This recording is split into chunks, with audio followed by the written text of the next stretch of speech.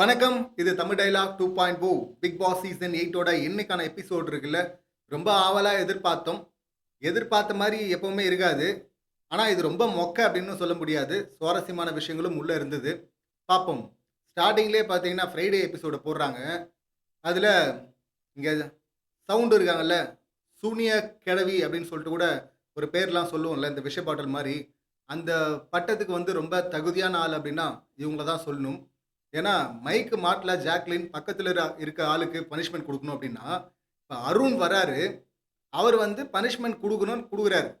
ஒண்ணு சொல்றாரு, "இல்ல எனக்கு வேணாம். வேற ஒண்ணு குடு" அப்டின்றீங்க. இன்னொன்னு குடுக்குறாரு. "இல்ல எனக்கு வேணாம். வேற ஒண்ணு குடு" அப்டின்னும்போது, "சரி நீயா ஒண்ணு பண்ணும்மா. உனக்கு எதும்மா வரும்" அப்டின்னு சொல்றாரு. இத விட ஸ்மூத்தா யாராவது ஹேண்டில் பண்ண முடியுமா? அப்டி சொல்லும்போது, அந்த பாடி லாங்குவேஜ பாருங்க. அப்டி மாரி தெனாவட்டா இருந்துகிட்டு, "எனக்கு யோசிக்க தெரியாது. நீங்க குடுங்க."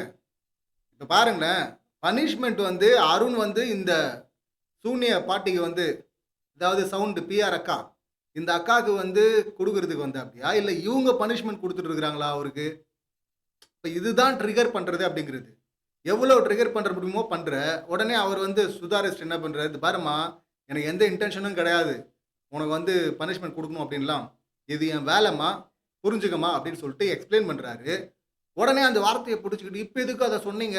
அத சொன்னீங்கன்னா அப்ப உங்களுக்கு இருக்குல்ல" அப்படின்னு சொல்லிட்டு, இத தான் கன்டென்ட்டா இத்தன நாளா பண்ணிட்டு இருக்கு. இப்ப கிளியரா எக்ஸ்போஸ் ஆவுதுல்ல. பொலைட்டா ஒருத்தன் ஆப்போசிட்ல பேசம்போது, இந்த பக்கம் என்னென்ன தில்லாலங்கடி ஆட்டம் ஆடுறாங்க, ட்ரிகர் பண்றதுக்கு அப்படின்னு மொத்தமா தெரியுதா? அதுதான் அப்படியே மாட்டியாச்சு. அதுக்கப்புறமா டாஸ்க்கு. டாஸ்க்கு தானே!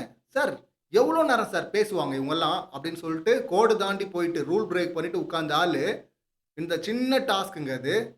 3 முறை தண்டோரா போற மாரி பண்ணணும் அவ்வளோதான். ஆனா, அதுக்கே பார்த்தீங்கன்னா முடியல. எனக்கு இங்க பண்ண புடிக்கல. நான் உள்ள போறேன். உள்ளவும் பார்த்தீங்கன்னா ஆரம்பிச்சுட்டு, எனக்கு இப்ப பண்ண புடிக்கல. எனக்கு மூடு இல்ல. எத்தன உருட்டு. இதுல பார்த்தீங்கன்னா, மத்தவங்கலாம் முடிவு எடுக்கும்போது டக்குன்னு முடிவு எடுக்கணும். எவ்வளோ நேரம் பேசுவீங்க? அந்த டோன் பாருங்க. எவ்வளோ நேரம் பேசுவீங்க? இப்ப இவங்க எவ்வளோ நேரம் பண்றாங்க பாருங்க. ஒரு தனியா சிம்பிளா குடுத்த ஒரு டாஸ்க்குக்கு. இதுதான் இவங்க ட்ரிகர் பண்ற விதம். மொத்தமா இப்ப அப்பட்டமா மாட்டிக்கிச்சா? அடுத்து கட் பண்ணா முத்துக்குமரன், தர்ஷிகா பேசிட்டு இருக்கிறாங்க. அங்க முத்து ரொம்ப கிளியரா, கிளவரா புடிச்சுட்டாரு பாயிண்ட்ட. அவரு வந்து ரொம்ப டீசென்ட்டா சொல்லிட்டு இருக்காரு. ஏன்னா, உள்ள பிக் பாஸ் வீட்டுக்குள்ள டீசென்ட்டாலாம் பேச டீசென்ட்டா தான் இன்டீசென்ட்டா பேசக்கூடாதுல்ல. பேச வேணான்னு நெனைக்கிறாரு. கரெக்ட்டா எத்திக்ஸோட விளையாடணும் அப்படின்னு நெனைக்கிறவன் அப்படிதான் பண்ணுவான். ஸோ ரொம்ப டீசென்ட்டா சொல்றாரு. கிளவர் பிளேயர்மா, பயங்கரமான ஆளு. முதல் வாரம் எப்படி இருக்கணும், 2வது வாரம் எப்படி இருக்கணும்னு சொல்ட்டு ஒரு ஒரு வாரத்துக்கும் பிளான் இருக்கு. 10வது வர வரை பார்த்தீங்கன்னா, எமோஷனலா முன்னாடியே சொன்னார்ல, இந்த எமோஷனல் டிசைன்லாம் பயங்கரமா பண்றாங்க அப்படின்னு. மொத்தமா புடிச்சுட்டாப்டி. ஆனா எதிர்ல இருக்கிற தர்ஷிகாவுக்கு தான் முத்து என்ன சொல்ல வராருன்னே புரியல கடைசி வரை. நமக்கு புரிஞ்சிருச்சு. அதாவது கேவலமா கேம் ஆடுற ஒரு ஆளு அப்படின்னு சொல்றாரு. சிம்பிளா புரியிற மாரி சொல்லணும் அப்படின்னா. அவ்வளோதான். ஏன்னா ஒருத்தன் எத்திக்ஸோட விளையாடுவான். இப்படி தான் விளையாடணும்னு சொல்லிட்டு ஒருத்தனுக்கு ரூல் இருக்கு. அவன் கூட போட்டி போடுற இன்னொருத்தருக்கு பார்த்தீங்கன்னா, ரூலே கிடையாது. என்ன வேணா பண்ணலாம் அப்படின்னு இருந்தா, அது எப்படி இருக்கும்? இவன் இறங்கி ஒண்ணு சொல்ட்டான்னு வச்சுங்களேன், அடிக்கிறதெல்லாம் ரொம்ப ஈஸி. அடிச்சு காலி பண்ணிடலாம். சிம்பிள். யாரோ சொன்னாங்கல்ல, விஷால்ன்னு நெனைக்கிறேன். மூட்டை பூச்சி அடிக்கிற மாரி அடிச்சு தள்ளிட்டு போயிட்டே இருக்கலாம். ஆனா, தங்களுடைய லெவல் இறங்கிடக்கூடாது அப்படின்னு பார்க்குறாங்க. ஒரு ரவுடி, இல்லன்னா ஒரு மனநலம் பாதிக்கப்பட்டவன், இவங்ககிட்டலாம் போய் வந்து சமமா நான் நிக்கிறேன் அப்படின்னு சொல்லிட்டு சில பேர் நிக்க மாட்டாங்க. அடிக்கணும்னா அடிச்சுருவாங்க. ஆனா வந்து தாங்கள் தரம்னு ஒண்ணு இருக்கு. அது இறங்கிடக்கூடாது அப்படின்னு கவனமா இருப்பாங்கல்ல. அதுதான் இங்க. அதத்தான் அவர் ரொம்ப சிம்பிளா, இல்ல டீசென்ட்டா அவர் வந்து சொல்லிட்டு இருக்காரு. அவங்க வந்து கிளவரா ஆடுறாங்க அப்படின்னு சொல்லிட்டு. கேவலமான கேம் அது. பச்சை கேவலமான கேம். அவங்க ஆடுறது. அது ரொம்ப எக்ஸ்போஸ் ஆச்சுல்ல. இப்போ எபிசோடுக்கு வந்தோம் அப்படின்னா, விஜேஎஸ் இந்த ஒரே ஒரு டாஸ்க்க வச்சு முடிச்சு விட்டாரு. இதுல ஏற்கனவே அந்த ஆள் மாறாட்ட டாஸ்க்ல ஒண்ணு கேட்டிருந்தாரு எல்லார்கிட்டயும். உங்கள போலவே ஒருத்தர பார்க்குறீங்க. எப்படி ஃபீல் பண்ணீங்க? எப்படி ஃபீல் பண்ணீங்கலாம் கேட்டிருந்தார்ல. இங்கேயும் பார்த்தீங்கன்னா, இவரு ஞாபகத்துக்கு போயிட்டாரு. நான் பள்ளிக்கூட நினைவுகளுக்குள்ள போகவே விரும்பல. நெறைய ரிக்ரெட் பண்ற மாரியான விஷயங்கள்லாம் நடந்திருக்கு. அது நெறைய பேர் வாழ்க்கையில நடக்கும்னு வச்சுங்களேன். ஸோ, அதனால போக விரும்பலங்கிறாரு. இப்ப உள்ள கேட்கிறாரு. நெறைய பேர் பாசிட்டிவா சொல்றாங்க. யாருக்கெல்லாம் போக விரும்பல அப்படின்னதும் பார்த்தீங்கன்னா, அதுல ஒரு 6 பேர் கை தூக்குறாங்க. இப்ப அதுல தான் பார்த்தீங்கன்னா, ஜாக்லின் சொன்னதும், விஜய் சொன்னதும் கிட்டத்தட்ட 2ம் ஒண்ணு தான். அதனால ஈஸியா கனெக்ட் ஆயிட்டாரு போல இருக்குது ஜாக்லினோட. இனி ஜாக்லின் தான்டா அடுத்த சுனிதா அப்படிங்கிற மோடுக்கு வந்துட்டாரு. இதுல சம்மந்தமே இல்லாம தர்ஷிகா ஒரு கவிதை வேற படிக்கிறேன்னு சொல்லிட்டு ஒரு மொக்க கவிதை. கிட்டத்தட்ட சுனிதா கவிதை மாரி தான் இருந்தது. அதனால தான் என்னவோ அவருக்கு சுனிதா ஞாபகம் வந்துருச்சு. சுனிதா போயிட்டாங்க. ஆனா கவிதை இருக்கு அப்படின்லாம் சொல்லிட்டு இருந்தாரு. இப்ப அடுத்து பார்த்தீங்கன்னா, அங்க இந்த மொக்க மறுபடியும் வர்றாங்க. அதாவது யாரு? இந்த சவுண்ட் பிஆர் அக்கா பார்த்தீங்கன்னா, ராணவ பார்த்து மக்கு பையலே அப்படின்ட்டு இருந்தாங்கல்ல. இருக்கிறதுலயே மக்கு இதான். அவரு கேட்டது என்ன? திரும்பி போக வேணாம் அப்படின்னு நினைக்கிறது யாருன்னு கேட்டா, ஒவ்வொருத்தரும் ஒண்ணொண்ணு சொல்றாங்க. ஜாக்லின் சொன்னாங்க, அப்புறம் ஆனந்தி சொன்னாங்க. அன்ஷிதாக்கும் புரியல, இந்த மக்குக்கும் புரியல. ஏன் இவங்கள மட்டும் மக்குன்னு சொல்றேன்னா, இவங்க தானே மத்தவங்கள பார்த்து மக்கு, மக்குன்னு சொல்றாங்க. அங்க வந்து நான் ஃப்ரெண்ட்ஸோட போயிட்டு செரிஷ் பண்ணுவேன் அப்படின்ட்டு இருக்கிறாங்க. கேட்டது என்ன? சொல்றது என்ன? சரியான கடுப்பா இருக்கு. பயங்கர இரிட்டேட்டிங் கண்டஸ்டன்ட் இந்த சீசன்னா, இதுதான் சொல்லலாம். இல்லையே, சூப்பர் தலைவி அப்படின்லாம் உருட்டுனீங்கன்னா, உங்கள பார்த்தா எனக்கு பரிதாபமா இருக்கு. இந்த வந்துரும். குறும்படங்கள் அடுத்து ஒன்னொன்னா வந்துட்டு இருக்கு. இனி தொடர்ந்து எக்ஸ்போஸ் தான். ஏன்னா மண்டைக்கு ஏறிடுச்சுல்ல, தலைகனம் ஆயிடுச்சுல்ல. இனி தொடர்ந்து சிக்குவாங்க பாருங்க. அப்புறமா நீங்க மெதுவா புரிஞ்சுங்க அப்படின்னு தான் நான் சொல்ல விரும்புறேன். இப்ப அடுத்து இந்த எபிசோட்ல எனக்கு குறும்படம் போடாதது வந்து பெரிய வருத்தமா இருந்தது. நான் ஆல்ரெடி சொல்லியிருந்தேன். என்ன பண்றாரு? ப்ரோமோ பார்த்துட்டு நான் சொல்லும்போது சொல்லியிருந்தேன். இது ரொம்ப வேஸ்ட் பண்றாரு. இல்ல சுவாரஸ்யம் இல்லாம பண்றாரு வாண்டடா. ஏன்னா கமல் சார் வந்து இப்படி ஒரு பேட்டர்ன் செட் பண்ணி வச்சிருக்கிறாரு. இந்த மாரி ஒரு சீக்ரெட் டாஸ்க் குடுத்தாங்கன்னா, அதோடைய வீடியோ கட்டு, என்ன நடந்துச்சு அப்படின்லாம் போடுவாங்க. அத பார்த்து இவங்க ரியாக்ஷன்லாம் நம்ம பார்க்கறதுக்கு நமக்கு சுவாரஸ்யமா இருக்கும். அவங்களும் ஆச்சரியமா பார்ப்பாங்க. எல்லாருமே என்ஜாய் பண்ணுவாங்க அத. அந்த மொமெண்ட்ட வந்து கேப்சர் பண்ணியிருக்கணும். நம்ம தான் எடுத்து போட முடியாது. போட்டா காப்பிரைட் ஏதாவது இஷ்யூ வரும் அப்படின்னு சொல்லிட்டு போட மாட்றோம். இஷ்யூ வரும். ஏன்னா பண்ணுவாங்க. பண்ணியிருக்கிறாங்க. இப்ப அவங்களே விஜய் டிவியே பார்த்தீங்கன்னா, அத டெலிகாஸ்ட் அந்த குறும்படத்தெல்லாம் எடுத்து கட் பண்ணி போட மாட்டேங்குது. இது 2வது முறை. ஏற்கனவே ரவீந்திரன் அந்த ரஞ்சித் பஞ்சாயத்து வரும்போதும் போடல. இப்பயும் போடல அத. அத வந்து சிம்பிளா தீபக்க வச்சு முடிச்சு விடுறாரு. அதுதான் எனக்கு எரிச்சலா இருந்தது. என்ன பண்ண போறாரு எபிசோட்லன்னு பார்த்தேன். பட் ஜாக்லின் வந்து செமையா ஸ்கோர் பண்ணிட்டாங்க. ஜாக்லின் ஒரு 5 நிமிஷத்துக்கு மேல அந்த ஃபுல் நரேஷன குடுத்திருப்பாங்க. என்ன நடந்துச்சு அப்படின்னு. முதல் முறையா இந்த சீசன்ல ஜாக்லின் பேசும்போது வெறுப்பாகாம, இரிட்டேட் ஆகாம ஃபுல்லா ரசிச்சேன். அவங்க பேசினத. ரசிக்கிற மாரி அவங்க பேசியிருந்தாங்க. யோசிச்சு பார்க்குறேன். அப்ப ஏன் இதுக்கு முன்னாடியெல்லாம் இவங்க ஆங்கர் பண்ணலாம் வருவாங்கல்ல சின்ன சின்னதா. பயங்கர கடுப்பா இருக்கும். ஒண்ணும் இல்லாத சுவாரஸ்யமற்ற வார்த்தைகள்லாம் எடுத்துக்கிட்டு போட்டு அப்படியே முறுக்கு சுட்டுட்டு இருப்பாங்க. ஆனா, இப்ப அவ்ளோ சூப்பரா இருந்தது. அவங்க பேசினது, நரேஷன் குடுத்தது. எப்படின்னா, உண்மையாவே அவங்க பாதிக்கப்பட்டிருக்கிறாங்க. பாதிக்கப்பட்டதுனால, உண்மைய சொல்றதுனால அது ஈஸியா நம்ம கனெக்ட் ஆகுது. இந்த அக்கா எங்கெல்லாம் உருட்டுறாங்களோ, அங்கெல்லாம் நமக்கு கனெக்ட் ஆக மாட்டேங்குது. இரிட்டேட் ஆகுது. ஸோ, ஜாக்லின் நிஜமாவே அந்த இடத்துல ஸ்கோர் பண்ணிட்டாங்க. எனக்கு என்னன்னா, ஏன் ஜாக்லினுடைய சொம்பா மாறிட்டாரா விஜய் சேதுபதி அப்படின்னு நம்ம கேட்க வேண்டியதுன்னா இருக்குன்னா, வெளியில ஆடியன்ஸ் வந்து கொஸ்டின் பண்றாங்க. அப்படியா? அப்படியான்னு கேட்டுங்க. நீங்க அப்படி அங்க கேட்க போறதில்லன்னு நமக்கு தெரியும். அத அப்படியே கேட்டு அமைதியா போயிடலாம்ல. விளக்கம் இவரு குடுக்குறாருங்க. ஜாக்லின் வந்து மாரல் டீச்சரா போயிட்டு அவங்க வந்து பர்சனலா அட்டாக் பண்ணாங்க. தீபக்க அப்படின்னு இவங்க ஆடியன்ஸ்ல இருந்து சொல்றாங்க. இவரு உடனே பதில் குடுக்குறாரு. இவரு மட்டும் சும்மாவா இருந்தாரு? கற்றது கைமண்ணளவு, கல்லாதது உலகளவு அப்படிங்கிறத வேற ஒரு நக்கல் டோன்ல சொன்னா, அப்ப அவங்க கடுப்பாவாங்கல்ல அப்படிங்கிறாரு. அப்பதான் கடுப்பானாங்களா? போன வாரம் எபிசோட்லயே கடுப்பாயிட்டாங்கல்ல. ஆக்சுவலா அவங்க மட்டுமா கடுப்பானாங்க? ஜாக்லின் மட்டுமா? இவரு கூட தானே கடுப்பானாரு. விஜேஎஸ்ஸ சொல்றேன். ஸோ அதனால தீபக் அடிக்கணும்னு சொல்லிட்டு முடிவு பண்ணிட்டாரு போல இருக்கு. ஸோ தீபக்குக்கு எதிரா அவங்க ஜாக்லின் பதில் குடுத்தா எப்படி குடுப்பாங்களோ, அத விட ஸ்மார்ட்டாவே குடுத்தாரு இவரு. சூப்பரா குடுத்தீங்க சார். சொம்பு தூக்குனீங்க சார் அப்படின்னு தான் சொல்ல தோணுச்சு. இதுல அவரே சொல்றாரு, நான் சப்போர்ட் பண்ணணும் இன்னும் இல்ல அப்படின்றாரு. அப்படிதான் பண்ணீங்க. ஆனா இங்க மட்டுமே இல்ல. இன்னைக்கு எபிசோட்லயே பார்த்தீங்கன்னா, ஒரே ஒரு பஞ்சாயத்த அட்ரஸ் பண்றாரு. அந்த டாஸ்க் தவிர்த்துட்டு பண்ணும்போது. ஜெஃப்ரி, ஜாக்லின் இந்த பஞ்சாயத்து. அந்த பஞ்சாயத்துல பார்த்தீங்கன்னா, ஜெஃப்ரி கடைசி வரை ஒத்துக்கிற வரை விடவே இல்ல. அவர் நினைக்கிறது தானே அங்க வரணும். வர்ற வரை கதற, கதற, கதற திரும்ப திரும்ப கேட்டே இருந்தாரு. கடைசியில தம்பி வந்து சுதாரிச்சுட்டான். எனக்கே கடுப்பா இருந்தது. "டேய் ஒத்துக்கான்டா, ஏன்டா உருட்டுற?" அப்படின்னு. கடைசியில ஒத்துக்கிட்டான். அவன் மேல தப்பு இல்ல. ஜாக்லின் மேல தான் தப்பு இல்ல நான் சொல்ல மாட்டேன்.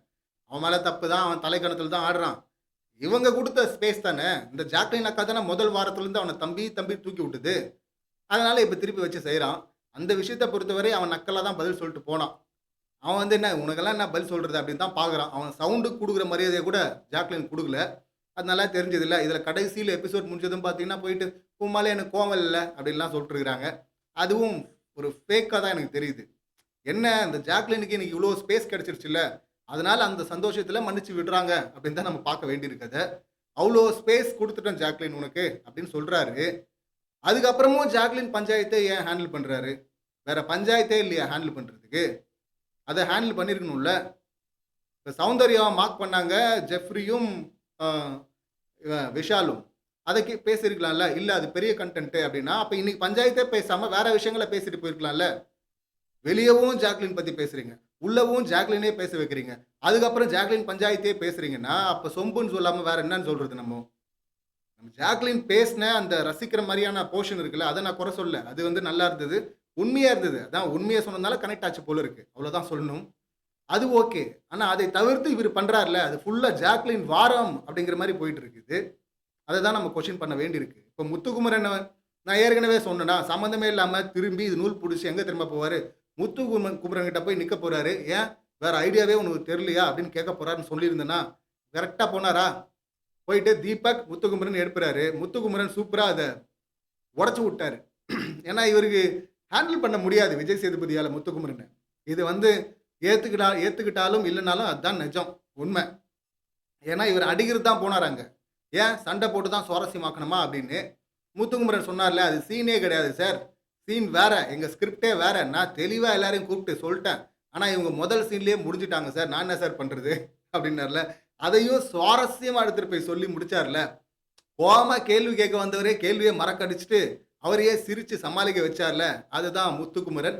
முத்துக்குமரன் இப்பவும் ஃப்ரண்ட்ல போயிட்டு இருக்காப்படி. இப்ப பயமா இருக்கு சவுண்ட பார்த்து அப்படின்னு சொன்னது வந்து, அது என்ன மாரி பயம்? எத்திக்ஸ நான் மீறிடக்கூடாது அப்படிங்கிற அந்த பயம் தான். மற்றபடி இங்க விஜேஎஸ்ஸே அவர் லெஃப்ட்ல தான் ஹேண்டில் பண்ணிட்டு போயிட்டு இருக்காப்படி. அதனால அதுல பிரச்சனையே இல்ல. என்ன இவருக்கு கொஞ்சம் கடுப்பாகும். திரும்ப திரும்ப அடிக்க ட்ரை பண்ணிட்டே இருப்பாரு. ஆனா ஒவ்வொரு முறையும் இவரு தோத்து தான் போணும் அப்படின்னு தான் நான் சொல்வேன். இப்ப அடுத்து பார்த்தீங்கன்னா, அந்த விஷயத்த ஓப்பன் பண்ணார்ல.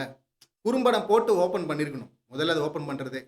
ஆனா அத விட்டுட்டு பார்த்தீங்கன்னா, "தீபக் நீங்க உடைச்சு விடுங்க" அப்படின்னு சொல்றதெல்லாம் என்னன்னு சொல்றது நம்ம? தீபக்க வச்சா உடைச்சு விடுவாங்க? எவ்வளோ பெரிய சுவாரஸ்யமான விஷயம். அத குறும்படமா ப்ளே பண்ணி, எல்லாம் அந்த 6 பேரும் ஷாக் ஆகி, மத்தவங்கலாம் சிரிச்சு, அங்க நடந்த சம்பவங்கள நம்மளும் திரும்ப பார்த்து, அதுக்கு இவங்க ரியாக்ட் பண்ணி, இன்னும் எவ்வளோ சூப்பரா போயிருக்க வேண்டிய விஷயம் அது. ஜெஃப்ரி பஞ்சாயத்து முக்கியமாங்க ஹேண்டில் பண்றது இப்ப.